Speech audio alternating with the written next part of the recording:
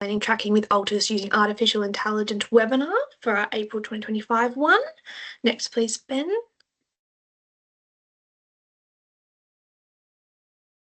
So just a few housekeeping before we begin. If you could please remain on mute throughout the presentation, that would be amazing.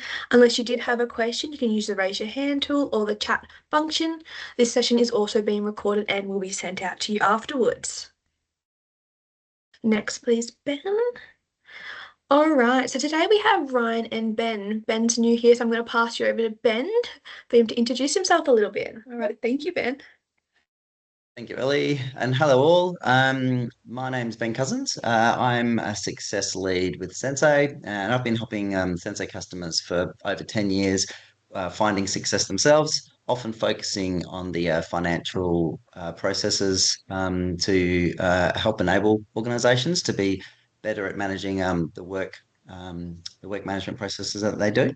So yeah, it's been a very interesting time at Sensei, and really enjoy what I do. And Ryan? Okay, you all know me probably.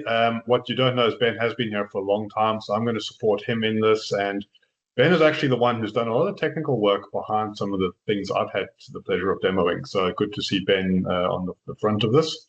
And go for it, Ben. Share experience with us. Thank you very much. All right, let's slide in. So today, the focuses we're going to look at today and the key takeaways.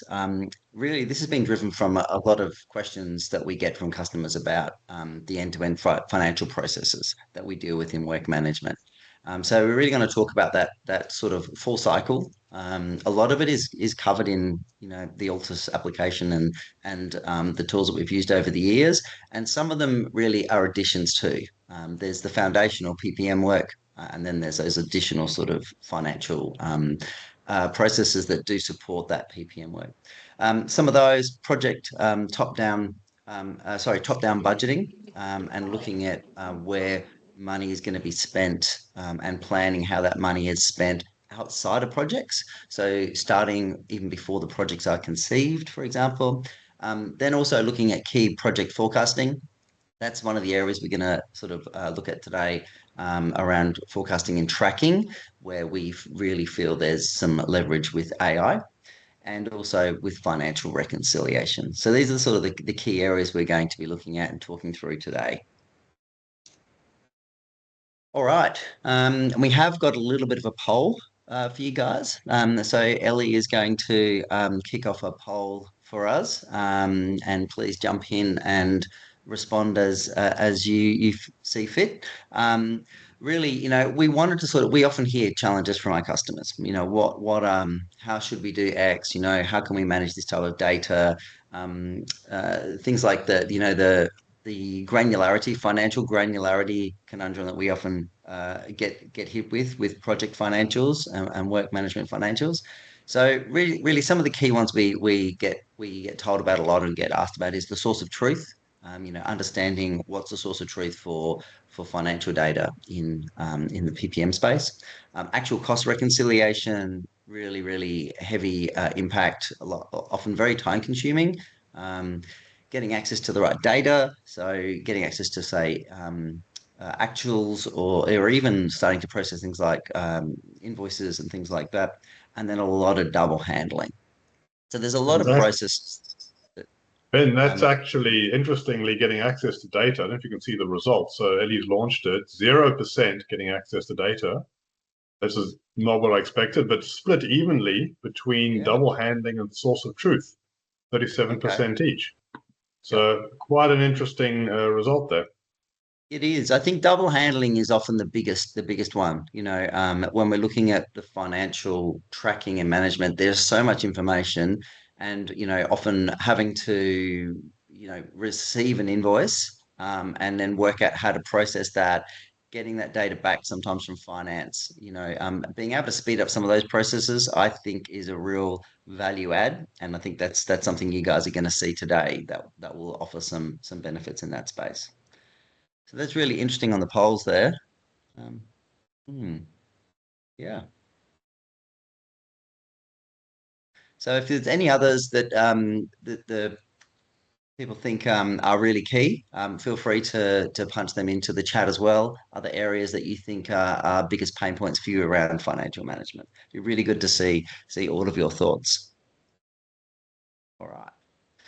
So yeah, some of the others that we hear about quite a lot is really the PM versus the finance focus. So finance have their rules and their reasons for doing a lot of the financial tracking, and often the focus is really different from the work management space. So the information that finance deal with can be quite disconnected from the financial information that the project managers deal with. So really differing focuses is key. And sometimes that can be, just agreeing, like people always say source of truth is a big one as well, right? So thinking about finance saying, well, the source of truth are the actuals in the finance system. Well, yeah, maybe, but that's the past. That's like what's happened. Something to think about is the source of truth for information in the project space, which is the information that hasn't made its way to finance yet. So that might be that the project knows there are some invoices that have been received, or the project knows about work that's been done that hasn't been billed, for example. So there are many scenarios where that source of truth is a bit inconsistent. And sometimes just acknowledging those terms is really, really useful as well. Visibility is often difficult, so getting access to actual data. For example, getting actual cost data coming in to a project, getting visibility to it, sometimes in tools like Altus, and then sometimes just via reports. It can be quite difficult.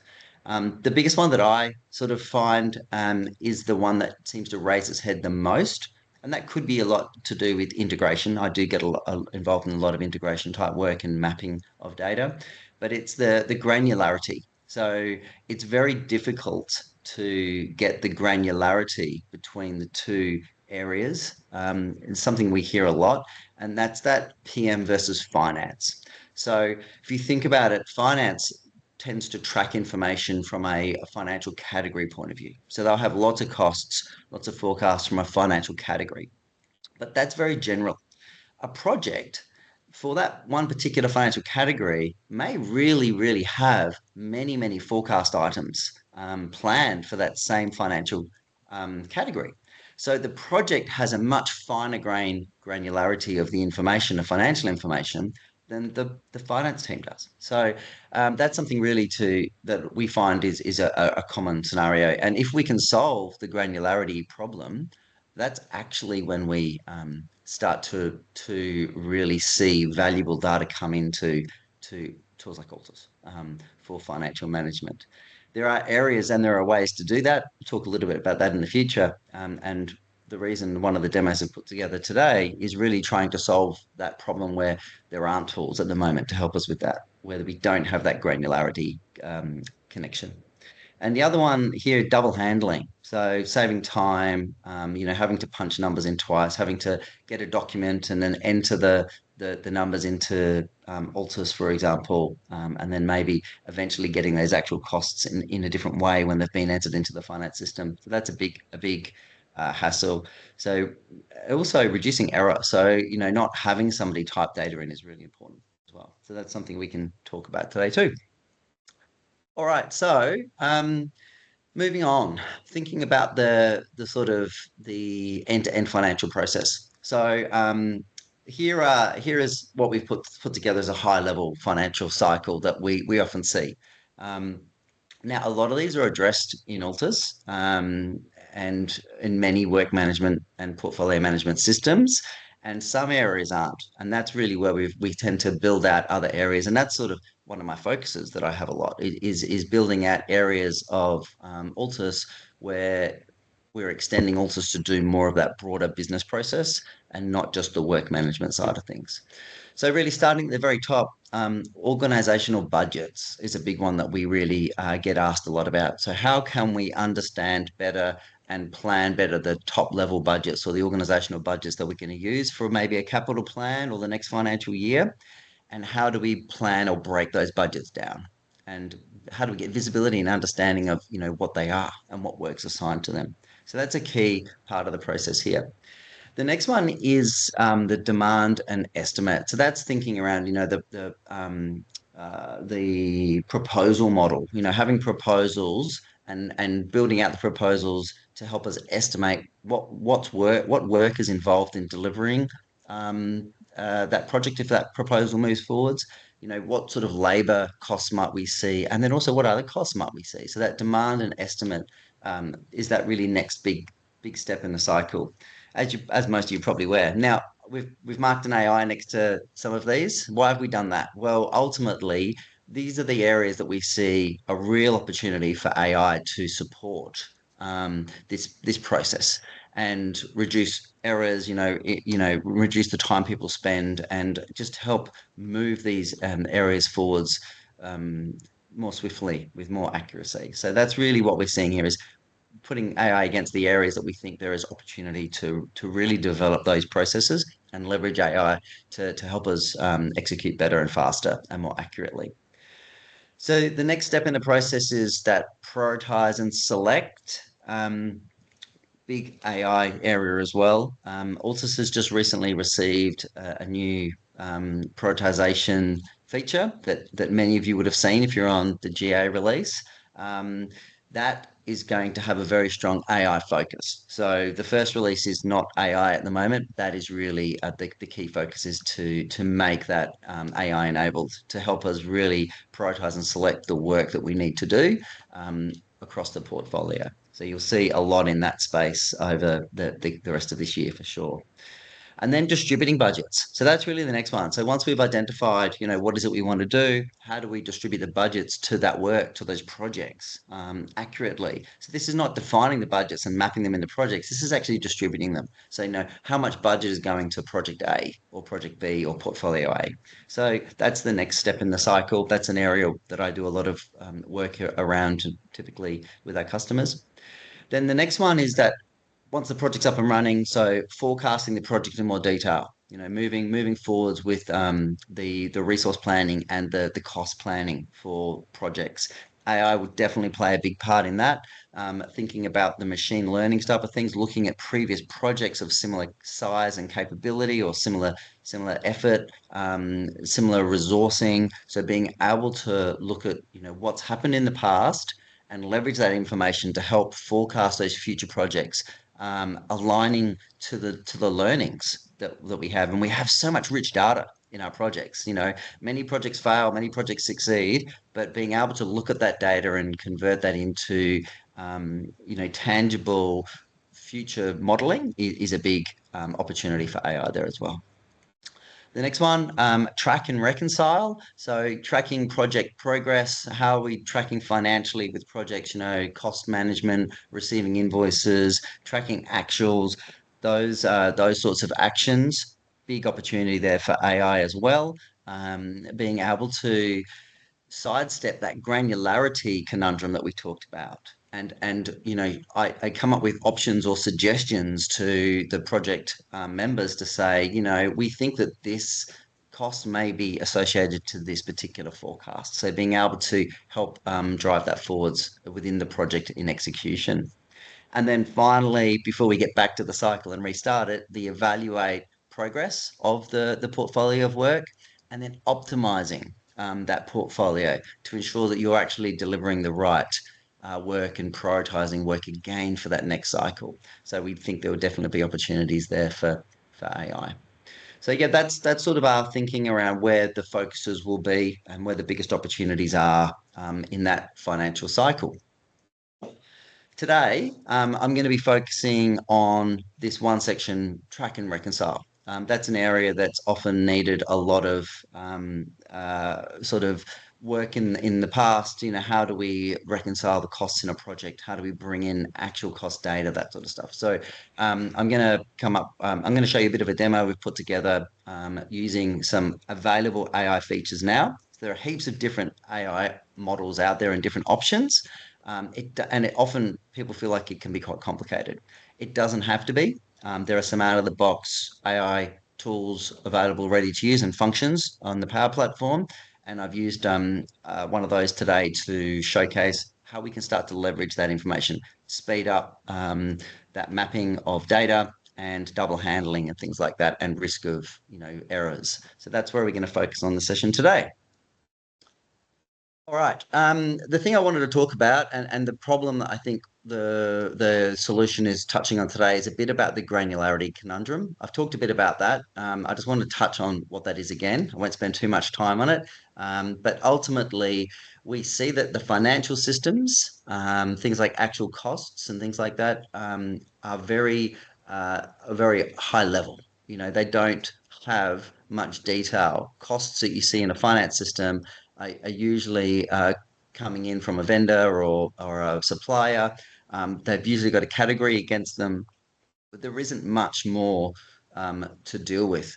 Sometimes we do have the opportunity of having invoicing IDs and purchase order IDs, and that is an area that we often do build out quite significantly to help us solve that granularity problem, but it is a complex one. And it's not always available. Projects often have a lot more detail. So they've got, many forecasts sitting under one particular financial category. So if you think about getting just an actual cost coming from finance, knowing where to put that in the finance app to reconcile in the project is difficult because there is often not a direct alignment to a forecast. So what you're going to see today is a little bit about helping us identify where something might should reside, and being able to push it into that space. Right. Reduce double handling. Where can I help? I've talked a bit about this already. Reducing errors, increasing quality, and the completeness of data. So identification of costs is a big one that we see that this could be really helpful for. Templating costs from requirements. So being able to look at previous things that have been costed out and reusing those where they align to a current forecast. Ensuring you haven't forgotten costs. So calling out and saying, hang on, we've got something here that hasn't been associated or signed or reconciled yet. And then helping you handle the volume. So, really trying to speed up some of those processes of punching data into your financial management system or your project management system when it comes to financials. So they're really areas that we think AI can massively help in. Now, as I mentioned, there are many tools out there at the moment. We're about to jump into the tool and actually see some of this firsthand. So we're not going to be in slides all day, but these are some of the lists of areas that are available to use right now. So the tool that I've used for today's demo is what's called the AI Builder. It's part of the Power Platform, and specifically part of Power Automate, which I think is really useful because often people struggle with that concept of how do we leverage AI in the concept of an application like Altus, for example, or in our everyday work. And, how do we deal with an agent, or how do we deal with the co-pilot pop-up? How do we get that to deal with the context of projects? So I focused on dealing with an AI builder concept first because it's very easy to leverage. We do a lot of processing in Altus already with Power Automate and workflows. And you can just call many AI builder functions, which are AI processes that have already learned, already have a defined action. Now you can think about, one way people are making great headway with AI is to have agents responsible for very specific actions. And that's very successful because you don't need to train that agent to do a vast amount of things. You just need to train it to a really simple, focused action. So it's very successful. And what we're seeing here is a list of the AI Builder actions that are available out of the box. You could look at these as sort of agents or particular actions that they do. They all have a very specific function, and they do each one of those specific functions really well. You don't need to train them. They've already been trained to do that specific thing. And the one that I have used for today's example is extract information from invoices. So that's the particular function or AI builder that I've used for today's demo. That's to help us do a couple of things. That is to speed up pulling data into the project by using things we already have, such as an invoice or a receipt. This whole concept could work very well for expenses as well. But I've sort of done it in the example of invoices. And yeah, it's very specific. It's ready to go. And that's what I love about it. And we've got processes already set up in the tool that can just go and leverage these these AI Builder steps and enhance, the user experience. So that's why I'm excited on the AI Builder options. Very easy to implement. It's not really diverging from the current model we have in place with Altus, for example. All right, so time to jump into the demo. What I wanted to do first for context is really to look at some of the features that we talked about in the cycle. So how we may extend and manage budgets in Altus, how we think about demand and estimates in Altus, which is pretty much out of the box in Altus, prioritizing select, which is now becoming out of the box as well, distributing budgets, and then forecasting cost around labor and non-labor items, tracking and reconciliation. So I just want to touch on some of those areas in the tool first, to show you how they look and feel and how we can sort of see that full cycle. All right, let's jump in. So start off with active budgets. So hopefully you can all now see the screen. So I'm just going to quickly click on home, and if we jump into portfolios, you'll see we've got an area here called budgets. So this is the first step in the cycle. So managing budgets outside of projects. So the concept we have here is really that we can start to define budgets at the organization level. And that's really what we've got here. We've got a parent budget with actually a departmental budget as well. So we've got a couple of different budgets here. So I'm just going to open up this one first. So what we're really seeing here is the concept of defining the organizational or enterprise budget for a particular period. So we've got a budget start and a budget end. We've got a name for it. We've got a total budget value. And then you see we've actually got some calculations in here as well. So we've got what's the requested value. So the requested value is, well, how much of this budget has been requested by outside or child sources. So it might be that we actually break that enterprise budget up into multiple departmental budgets, and each one of those departmental budgets is ultimately consuming some of that top level budget. So that's what we talk about when we mean sort of like requested budgets. A departmental budget can request a value from the parent. Distributed is, well, what's been approved, what's been distributed out to other budgets so far. And then we've got things like distributed directly to PPM records. So, have we got some value already being pushed directly out to PPM records for this particular top level budget? And then you can see we've got total distributed and the remaining budget left. So this is really sort of a budget summary and just a summary of what it is at the budget level we've got. Then you can see budget distributions. So we've got only one budget distribution for this top level enterprise budget, and it's a departmental budget. And you can see some quick summaries here. We've got a start and an end, the budget value, how much is remaining on that budget that's been assigned to that departmental budget, how much has been distributed, and a current status. So thinking about this whole model, any level of this sort of top-down budget model can have approval processes. You can see that we've got a budget owner, we've got a status, parent budget. So we can have approval processes assigned to these budgets, so that you can set up a new budget, and every time a new child budget is associated or value is requested from a child budget, you can go through the approval process of that budget owner, the parent budget owner. So yeah, a lot of options here from this level. So if I just jump into the departmental budget, we're now looking at the departmental budget. So this is the detail of that child budget from the enterprise budget. And we have the same structure. Really, we can see how much has been requested, how much has been distributed so far, how much has been distributed direct to other PPM records, and how much is remaining in this budget. So this is now how much is remaining of this departmental budget that was already defined. And if I scroll down to the bottom, you can see that we actually now have budget directly assigned to projects, programs, and portfolios. So we've got some very granular budgets now. So we're saying we've assigned 50K to the infrastructure refresh project, and we've assigned 100K to AA tenant renewal project. Well, we've actually got some assigned to a program.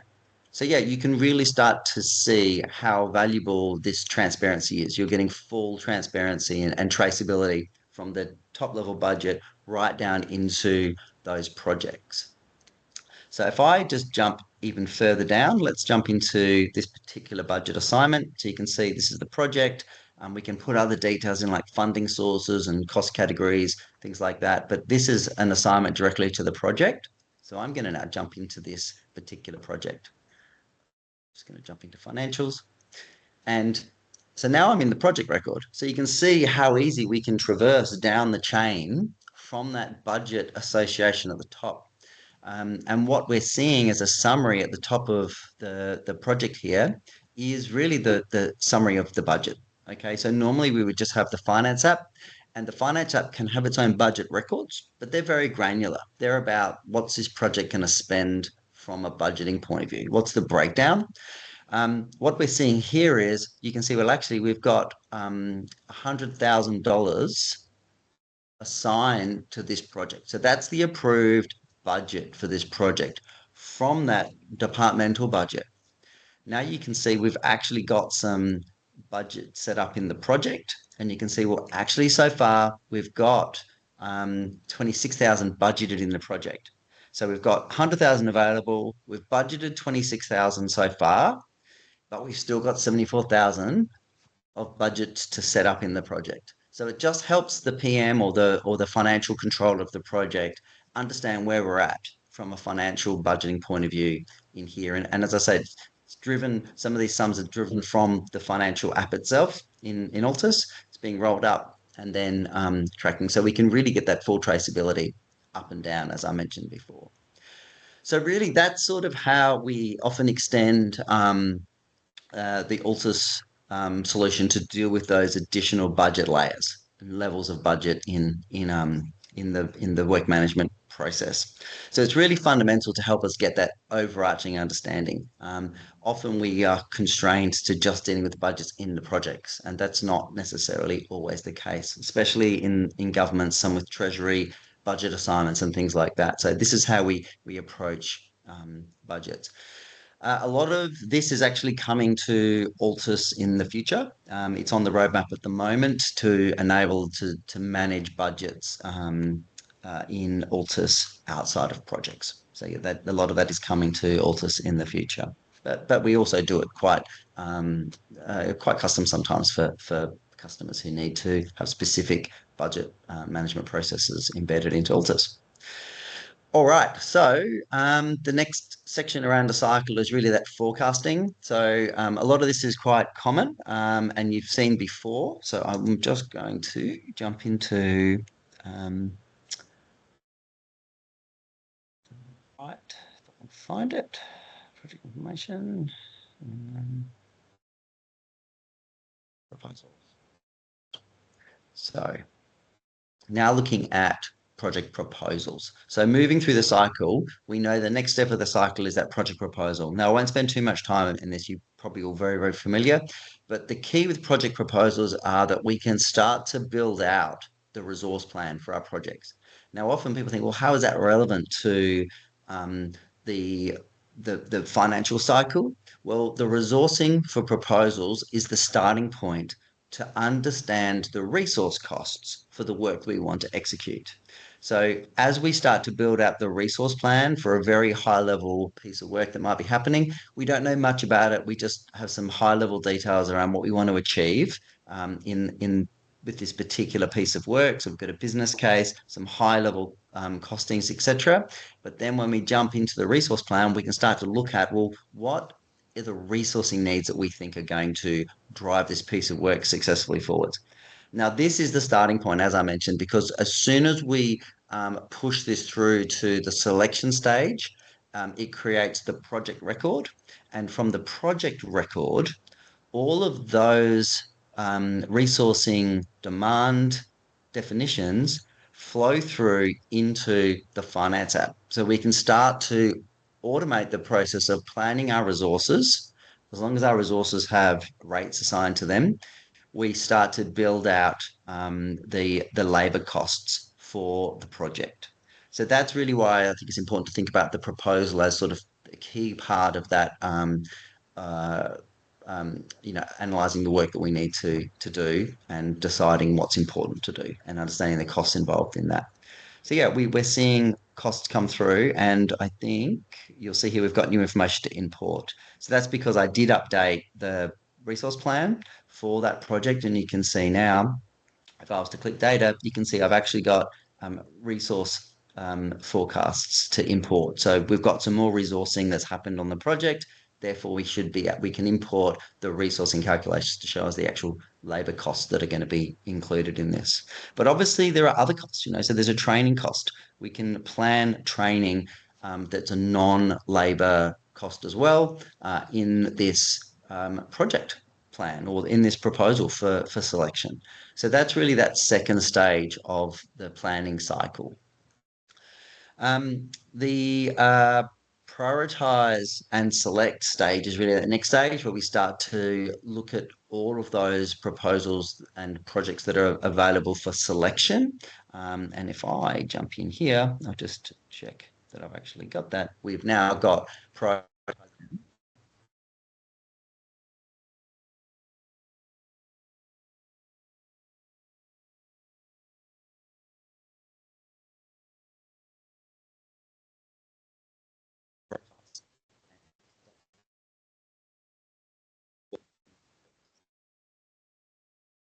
Is Ben muted or is it just Can me? can I just cut in and see if you're muted? It still sounds No. muted. You might be. You're not showing muted, but your sound is cut. Sorry, everyone, technical difficulties. hear me now? Yeah, Yes, could we you go can. back maybe 4 minutes? 2 minutes. No, you can't hear you again. Thank you. Okay. Yes. Yeah, no, not anymore. You've got to look like to your left a bit. Your microphone seems to be there. And you're on mute. You're actually on mute now. So can you hear me now? Yes. Yep. All right. I will continue to try and talk this direction, but the mic is right there, so I'm not sure what's happening with that. So just test that you can hear me still. Yes, we can. Good luck. Fantastic. All right.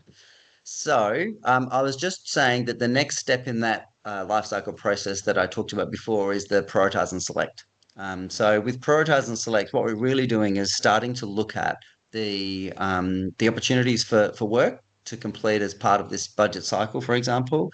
And we now have in Altus, as some of you would have seen in the latest release, the prioritization section. So we can start to prioritize and define the work that we should do.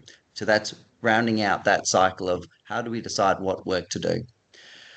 All right. And the next, the step after prioritization is that distribution of budgets. So that's really the step I showed you before with the budget definition top-down model. That enables us to start off with defining that top level organizational budget that we have for the next tracking period, whether it's a financial year or a capital plan, for example, depending what industry we're in, and then associating those budgets down to the proposals or to the projects, programs, and portfolios in general.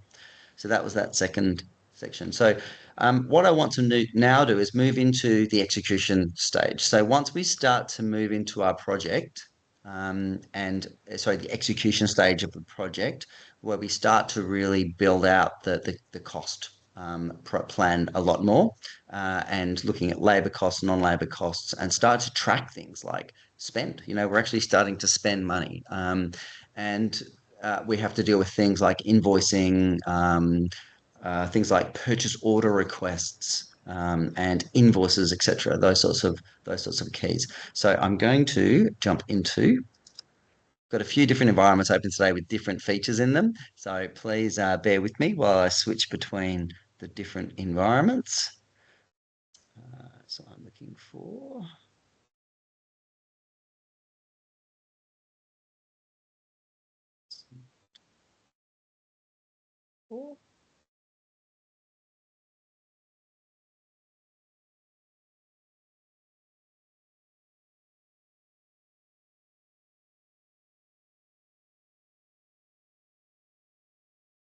So some of the other ways that we track this financial information. So as we start to plan out our project in more detail, we have key bits of information that we build out about a forecast.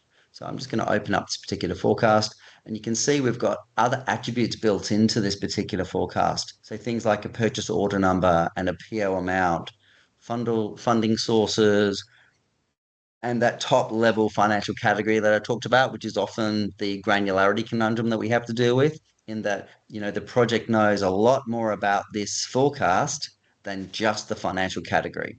Whereas the finance system may just see the value and the financial category, and hopefully some information such as POs and invoices, which is how we link that data together.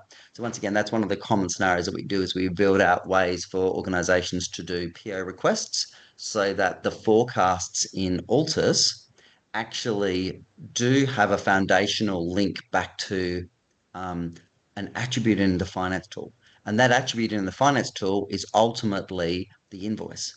Now, an invoice received, if it's a planned piece of work, has usually gone through the process of being procured and therefore has a purchase order number. So they're the two pieces of glue that often help us solve the granularity issue, is that if we ensure that we have a PO request at the point of planning this particular piece of work in the project, or this particular cost in the project, that PO will eventually flow to finance, and an invoice coming in to finance should reference the PO. So we do get that full traceability, which is really, really useful. So that's the key there for being able to map those planned costs that come in from finance and flow into the project if we've got an integration in place. So that's just one part I wanted to highlight there. Often we have a purchase order table like this. We can create a new purchase order request, and we build out the information around that purchase order request. There are many attributes that are required, such as vendors, suppliers, approval values, all that sort of stuff, can all get built into this process. But and then often we see the invoices come in. So we have a PO request. This is linked to the project forecast that I just mentioned. And then we get invoices that come in from finance if they're being mapped and brought into the tool. And then we can have the link between the invoice and the PO number.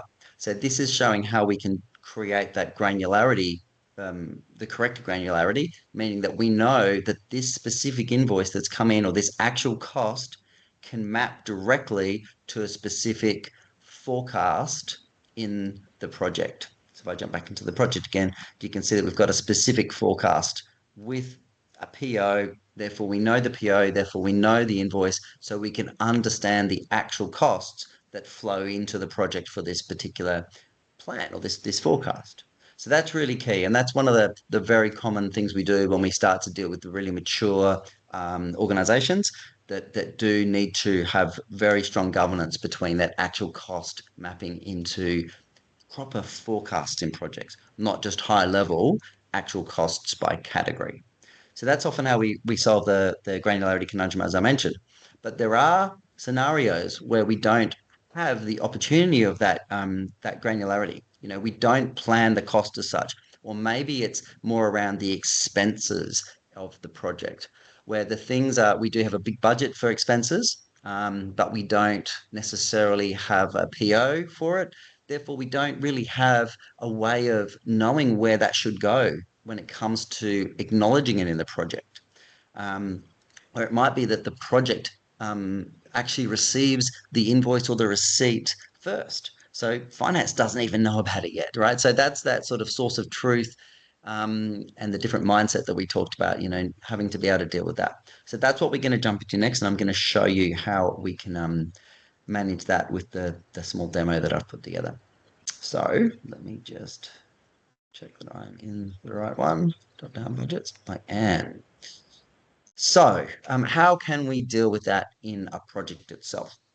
So I'm in a project AA tenant renewal here. So a common area that we have set up in projects is we have I'm going to move to the information tab quickly. We have our project document space. So in our project document space, we often store project documents that are supporting the project from a planning point of view, or an approvals point of view, or a definition point of view. It might be an actual Word document for a business case, for example. We do track all of that information in here. But we can track other information in here as well. So we can track things like our expenses or our invoices that we receive at the project level. Okay, so ultimately, what I have put together here is a bit of a demo that can help, speed up that process, reduce the overhead, reduce the double entry, and also help reduce the bulk data management that you need to do in projects as well. So, what's involved? Well, ultimately, we're leveraging the AI builder function of read invoice or like evaluate the invoices that we've received. That can go into a document, an invoice that's been loaded to the project, and that can then extract the key information that is from that invoice. Now, as I mentioned, there's no need to train that particular AI builder process to do anything because it's already been trained. It knows that its process is to extract key attributes from an invoice. And once it's done that, we can then leverage those attributes and ensure that we've mapped those attributes to somewhere in Altus, right? So in this concept, what we're doing here is we're reading an invoice and we are mapping the outputs from the AI builder and putting that data into project transactions.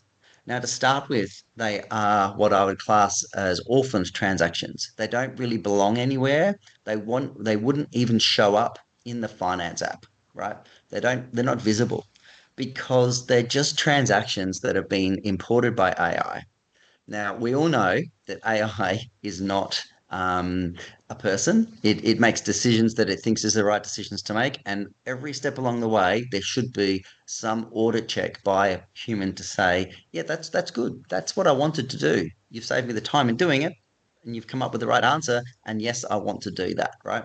So that's ultimately what's happening here. The data is being imported into transactions, but it's orphaned as such. It doesn't belong anywhere yet. It's not being presented here in the tool. And the user needs to do something with that. So just like we had in the other example, a little highlight to say we've got data to import, exactly the same concept can be implemented here. I haven't implemented all of the functions. I've just really got the basic foundation working to show you how quick we can leverage that sort of information.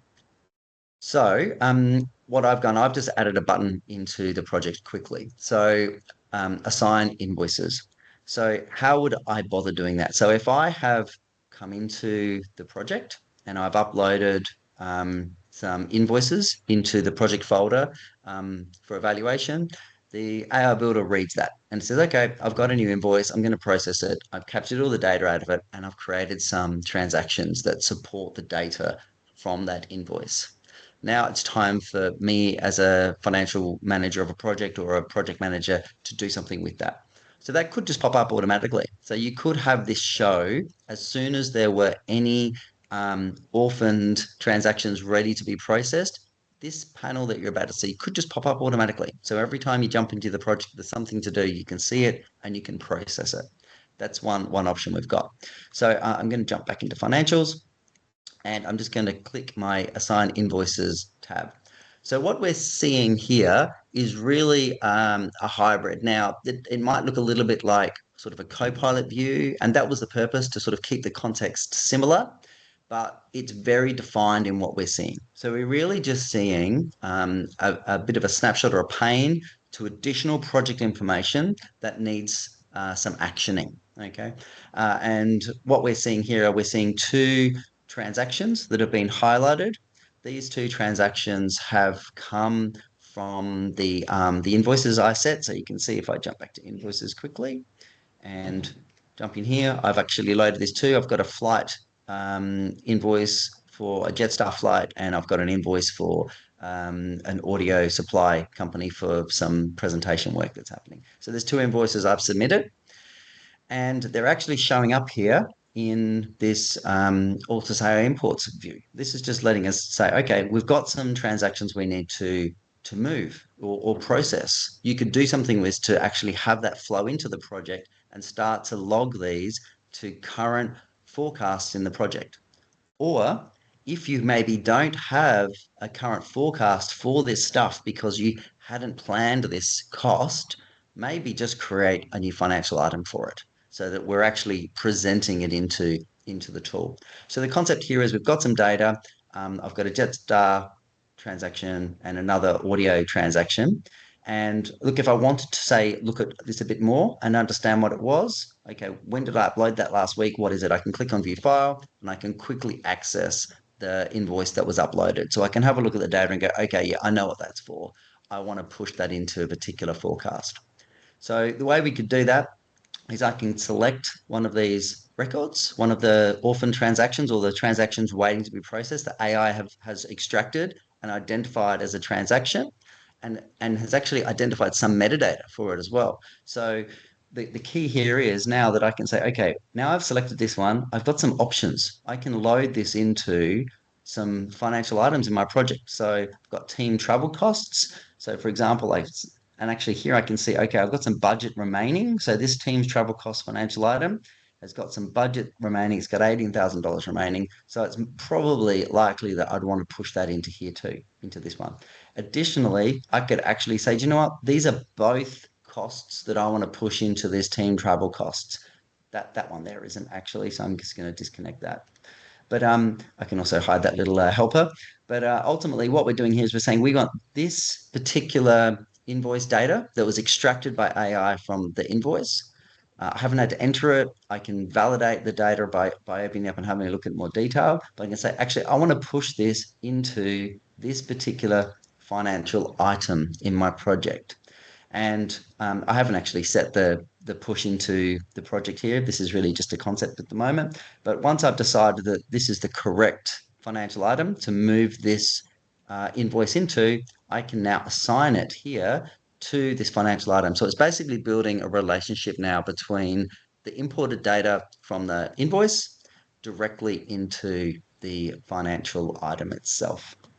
And if I was to press assign on that, that will then drop out of that list and isn't available anymore.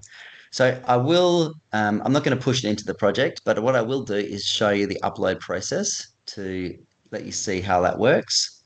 So let's move into information again and expenses. And I'm going to upload a new invoice. We've got a new invoice project flight. Let's try that one. Should work. So open. So what I've done here is I basically just picked a new invoice to load into my expenses folder. It could be my invoices folder, depending on what type of document it is. You can put it into a different repository, and a different thing could happen for you as well. So that's now being considered by the Power Automate AI Builder. It's pulling the data out of that record, and it's populating it into the project, and it's going to become available here for me. So if I close that and then come back into my financials, let's just make sure that it's good to go. Done it.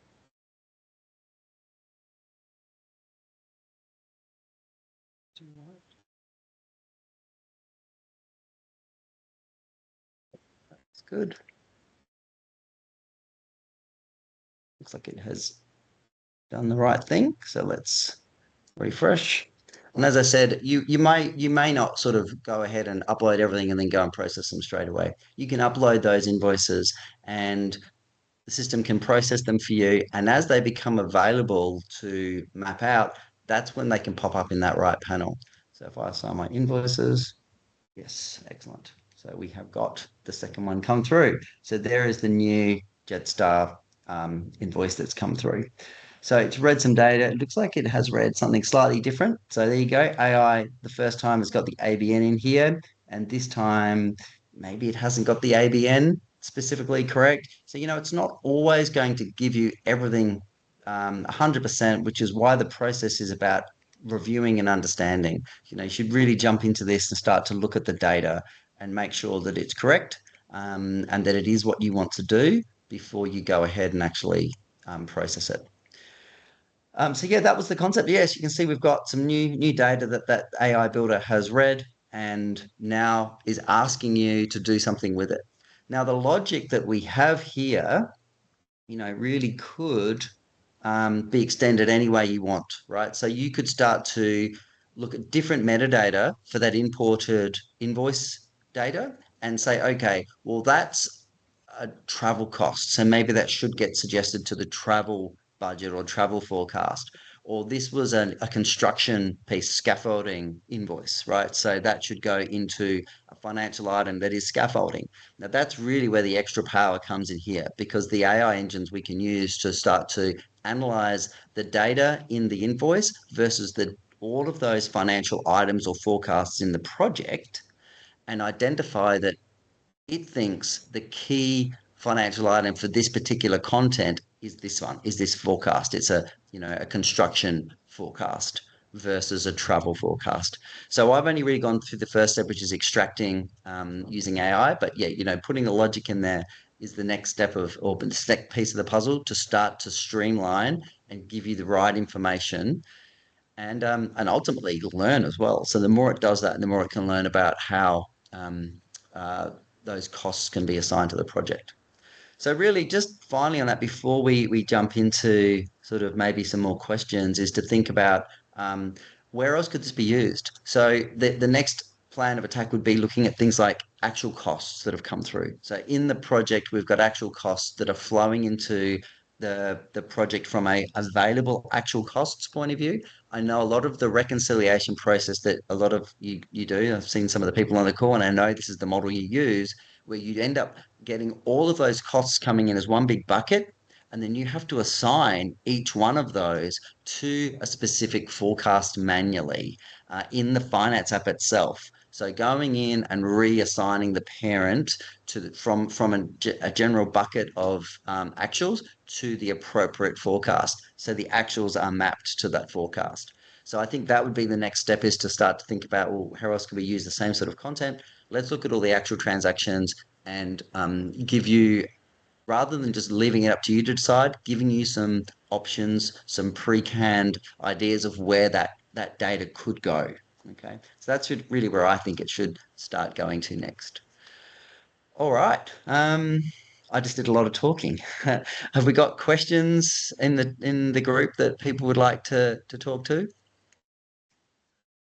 Feel free to unmute yourself or put in the chat and I'll read it out if you've got any questions.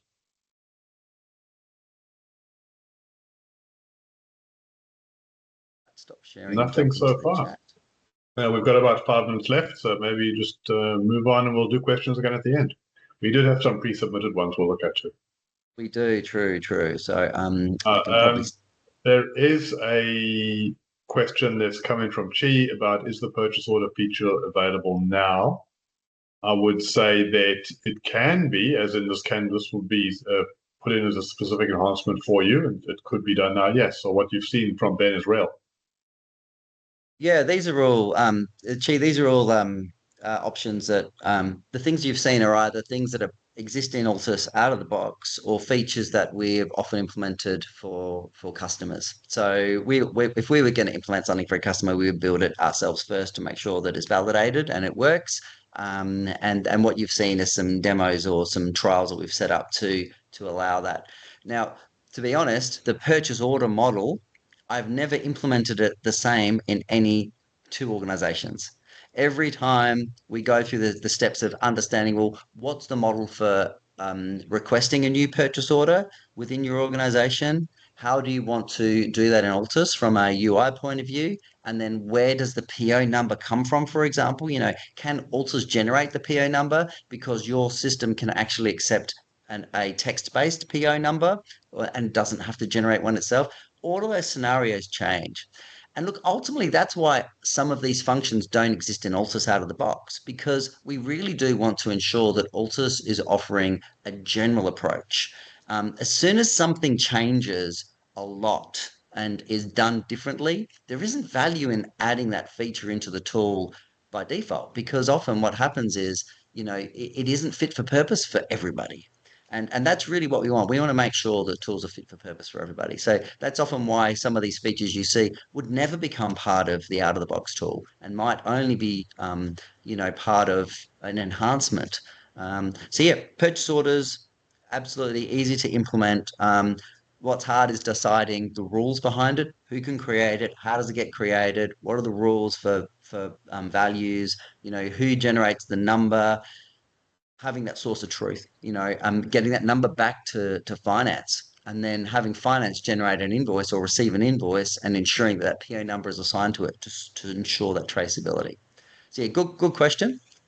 It's often something that like I say, we do as a scenario based implementation.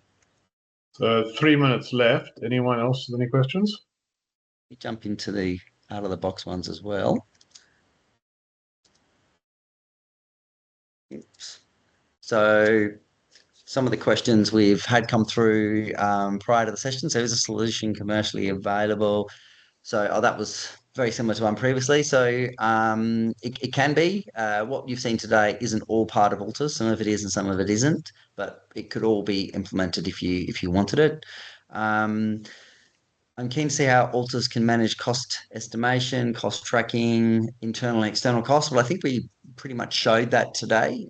Costs can be tracked from a labour point of view or a non-labour, so internal or external. Would like Altus to see if Altus can track project effort and link. It does that out of the box. So Altus really does track your planned resource work to project effort, which is your labor work, and then what gets completed in timesheets flows back into the project financials as actual costs based on those resource rates. So that does do all of that out of the box. How can I get data from the invoice? Okay, that's a really good question. I think obviously that's a really common problem, what I've showed today, and it's a common one we get requested for. So exactly how we can get data from invoices into the tool is what I've showed you today. Very, very easy out of the box. AI builder function you can leverage. Do you have One Council T1 financial platform integration? So we have done T1 integration for many of local government customers. Once again, the way that they choose to manage the data from T1 into Altus changes. So there isn't one standard approach. Council A might have a different requirement from Council B as to how the data comes back or what the source of truth is, what they show from a report point of view. So yeah, but it's a good question. Accounting standards in Australia enforce strict requirements for financial reporting. How can we ensure Altus with AI can be trusted? Well, great. That's a really good point. This is probably one of the biggest questions that comes up with any AI related session we do. It should never be trusted to just do it by itself. There should always be an approval step or a review step to have a human evaluate the information your co-pilot is giving you to say, have you thought of this, or do you think this makes sense? What's important is being able to present that in the UI in a useful way. So it shouldn't really do it automatically, in my view. It should give you a suggested outcome and let you validate it and approve it. I'm sure it will start to Ben, do it by itself one day. We got 30 seconds left. I think we should jump back over to Eddie to wrap up. Oh, yes. Thanks, Ellie. No, thank you very much, Ryan and Ben. So just to wrap up today, this webinar has been recorded, so will be sent out to you shortly as well as the presentation. We also have an upcoming event on May 28th for the Benefit Blueprint, a practical guide for maximise and to showcase portfolio value. So register for that one and keep an eye out, but all links will be sent to you anyway. So that wraps it up for today, and we hope to see you next time. Thank you very much. Thanks, Ellie.